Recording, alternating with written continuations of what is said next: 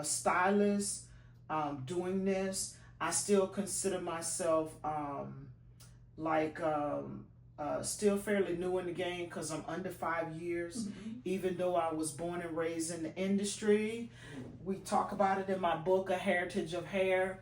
No, this is a serious plug. They say you throw in a plug, but no, I am a published author.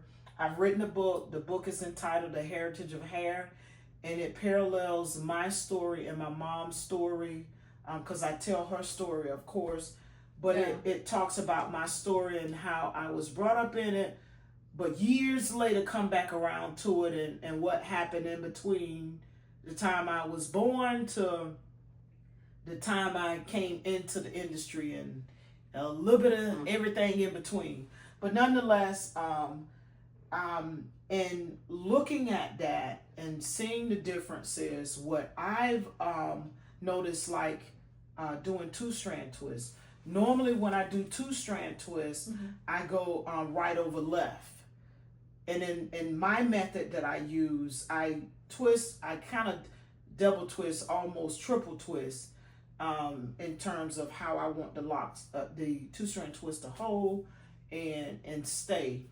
But when you're doing locks for someone who want to start 2-strand twists, the normal rule of thumb is clockwise when you palm roll. There are many ways to maintain it. There are many ways to start it, but in this case, this is how we started with her lock. So with that, I learned quickly, because I continue so used to doing your 2-strand twist right to left. I should have been doing them left to right, so that when we go into palm roll, and later on, like within the last, I think at like the 9th month, we started adding the crochet tool to kind of, bring them in, form them a little bit more, help with the looser hairs. And she likes that combination, so that's what we use now. But as I was saying, I learned that, okay, when you start locks 2-strand twist, you need to do left over right, so that when you go in the palm roll, you're not unraveling. I'm still with the flow. So when I did the other young man's, I've done a couple other people, but I was very intentional and immediately reminded, no, you go left over right. So for the young man that did the free form with the touch of structure, he actually started with 2-strand twist. Oh, nice. His hair is very soft, but it's a little denser. Okay. So, but he started with 2-strand twist as well, and you can already starting to see them, kind of form. So, look at the grid. You'll see some of the images of his hair. But nonetheless, that was one thing.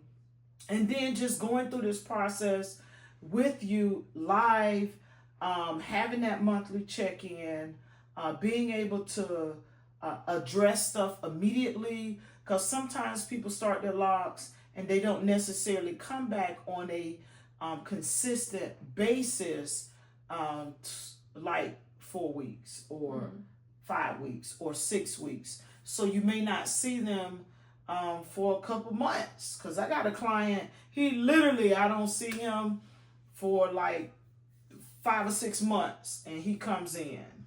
and the longer you wait, it takes a little bit more time, especially if you're going in. You got to separate them so that because oftentimes they've grown together and things along that lines. But to each his own. I do charge additional for that, because it takes additional time. It takes product, the whole 9 yards. It takes time. So, but nonetheless, those are some things that I learned. The biggest thing is the communication, the constant connection, being able to make those necessary adjustments right away, because we're coming on a consistent basis. I'm seeing the hair, I'm seeing the scalp, and we're making those changes that need to be made. So this was very, very good for me as well. I'm grateful for the experience, and for those of you who are watching or catching this on the replay, it's my hope that you've picked up a few things through this journey. You've learned some things, and share the information, because it's going to be out there in the cyber world, ethos, internet streets. Yeah. And just drop a comment, DM me, let us know. Yeah. But we're going to get started on her locks, get them going. And I just want to say one last thing, because I think, and what I hope from the client perspective that anybody received was Thank you for tuning in. I'm sorry. Someone said something. Thank you. Appreciate you. Nisha, is it Nisha? Miss Nisha Styles. Yes, thank you for joining. Yes, thank you. From the client perspective, I hope this experience allowed for someone to be able to see what their experience could be, because every experience is unique. Yes. But hopefully they can have something in terms of like, okay, what questions they could have, or which question they should ask. Excuse me. Yes. Options of how to start, and just hearing it from a client's perspective, like what were some of my challenges and what challenges they may not even have because of their hair texture. But so I guess that's my hope, especially for people like me who love to research everything, read the books. No, that's good. YouTube. And speaking of books, we did utilize 2 books throughout this process, and that is Hair Locking, Everything You Need to Know, African Dreads and Nubian Locks, because they're called many different things based on your cultural background, or just how you see them. There's no right or wrong. It's just what you call them to be. And then we also have Locked and Loaded, which is a 12-month journey journal by a good friend of mine, Mrs. Shantora Butler Thomas. She's married now. Both of those books can be found on Amazon. I still use them as resources. I recommend them, especially if you're one that like to write down things in reference to your hair care. Let me look at this one real quick, because she did go up to 12 months.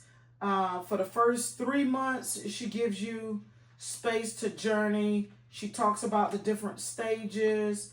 She would, I guess, according to Mrs. Butler, she is you kind of past the teen stage. She's in the, not quite the mature stage, because she says it's about 15 to 18 months, and then the adult stage is around 18 to 24 months. So I guess you could say she's still in the teenage stage, because she's just a year in. But nonetheless, with this book here, it provides you like a log to log down your experience.